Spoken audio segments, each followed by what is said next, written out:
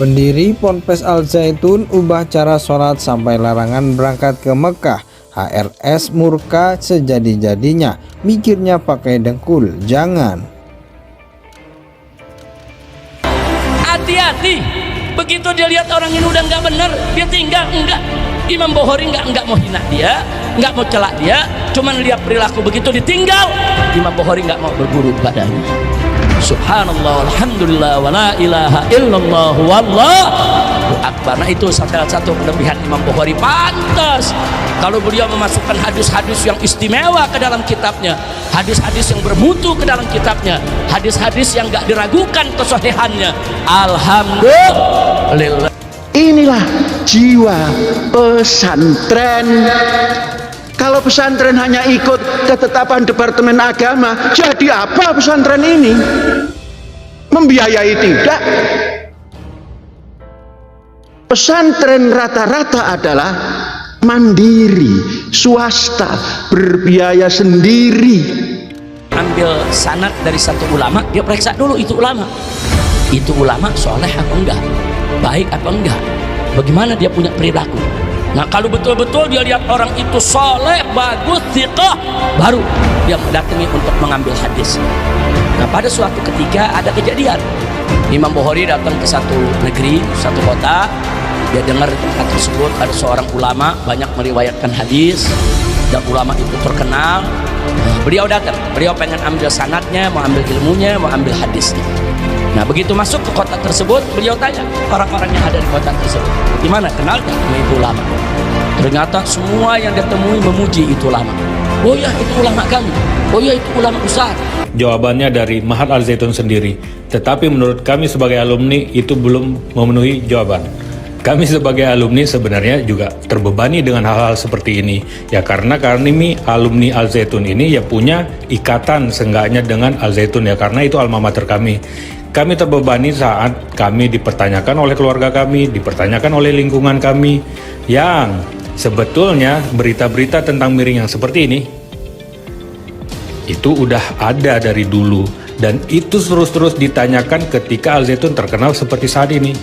Itu bikin kami pusing. Jadi menurut kami stoplah bikin sensasi-sensasi yang bikin orang memancing untuk mempertanyakan Al Zaitun itu siapa, dari mana, apa, dan bagaimana. Please dong, jangan bikin sensasi terus. Masa kita alumni dibebani hal-hal kayak gini? Masa situ yang bikin sensasi, kita yang harus nyebokin? Kok diatur-atur dengan aturan yang sering tidak sesuai? Tidak pernah mengajar, ikut menilai. Tidak pernah mengajar, membuat soal ujian. Yang mengajarkan guru-guru yang ada di pesantren itu. Adapun kita menghormati, karena Departemen Agama itu ada di negara Republik Indonesia. Jadi jangan terlalu norok buntek, kata orang Madura, terhadap aturan-aturan yang dibuat, yang terkadang tidak bisa dilakukan oleh siapapun. Tapi sebetulnya Az-Zaitun ini bukan tentang sholat id yang viral kemarin, juga bukan tentang sholat Jumat dan azan Jumat yang sekarang kita lihat, bukan. Tetapi ada sebetulnya yang menurut saya jauh lebih berbahaya, jauh lebih mengerikan dari apa yang kita bayangkan tentang Az-Zaitun. Ya betul, yaitu NII, Negara Islam Indonesia. Ini sejak tahun sudah mendirikan itu, dan bahkan mereka sudah membentuk kabinet NII, sehingga sewaktu-waktu ketika mencapai puncaknya, maka otomatis kabinet itu sudah akan diresmikan. Memang zaman SBY NII ini pernah diselidiki, tetapi tidak ada bukti sehingga kasus tersebut dihentikan. Tapi kenyataannya ini tetap berjalan, rekrutmen itu tetap berjalan. Mereka direkrut dengan cara-cara yang berbeda, terutama mereka yang yang tamatan SMA, yang tidak memiliki pengetahuan dasar tentang agama, itu banyak sekali. Sampai kemudian akhirnya turun ayat lakum dinukum waliyadin, untukmu agamamu, untukku agamaku. Jadi berkaitan dengan ubudiyah, berkaitan dengan ibadah, tidak ada toleransi. Adapun yang berkaitan dengan muamalah, transaksi, jual beli segala macam, silahkan saja kalau memang itu dianggap perlu. Tapi yang berkaitan dengan ubudiyah, Al-Zaitun jangan coba-coba memasuki ranah syariat yang sudah bersifat tetap hukumnya.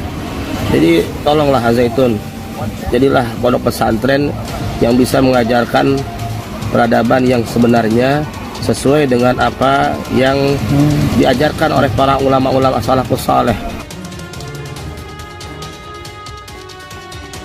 Ex-Imam Besar Front Pembela Islam FPI Habib Rizik Syihab marah besar melihat berbagai kontroversi yang dilakukan pendiri Pondok Pesantren Al-Zaitun Panji Gumilang, di mana Panji merubah berbagai pakem dalam Islam buat santriwatinya seperti memperbolehkan jamaah pria dan wanita melakukan sholat campur serta melarang masyarakat pergi umroh atau naik haji ke Mekah. Rizik Syihab menilai pernyataan Panji Gumilang sudah kelewat batas. Dia meminta yang bersangkutan untuk memikirkan terlebih dahulu hal-hal yang hendak disampaikan, sebab omongannya bisa saja membawa efek tak baik bagi masyarakat. Kalau mau ngomong mikir dulu, Allah kasih mulut di bawah otak, artinya disuruh mikir sebelum ngomong, jangan ngomong dulu baru mikir, kata Rizik Syihab dilansir dari saluran YouTube @amarmakruf_nahi_mungkar Senin 29 Mei 2023. Menurut Rizik Syihab, Panji Gumilang adalah pemuka agama yang sudah tak punya akal dan pikiran. Pernyataan-pernyataannya soal agama Islam selalu di luar nalar dan tak masuk logika. Itu sama saja abis ngomong mikirnya pakai dengkul. Ittaqullah, takutlah kepada Allah, Imbu Habib Rizik. Sebelumnya Panji Gumilang mengatakan bahwa Indonesia sama halnya dengan tanah suci Makkah. Bahkan orang yang tidak percaya Indonesia memiliki tanah yang suci, berarti orang tersebut tak memahami makna dari lagu Indonesia Raya 3 stanza. Tak hanya itu, Panji Gumilang juga menyampaikan kepada masyarakat tak perlu jauh-jauh berangkat haji ataupun umroh ke tanah suci Makkah, karena untuk melakukan ibadah seperti sholat cukup di Indonesia saja. Banyak orang Indonesia yang salah memahami makna tanah suci. Indonesia ini tanah suci, hidup dan matimu harus di Indonesia ini, ucap Panji Gumilang.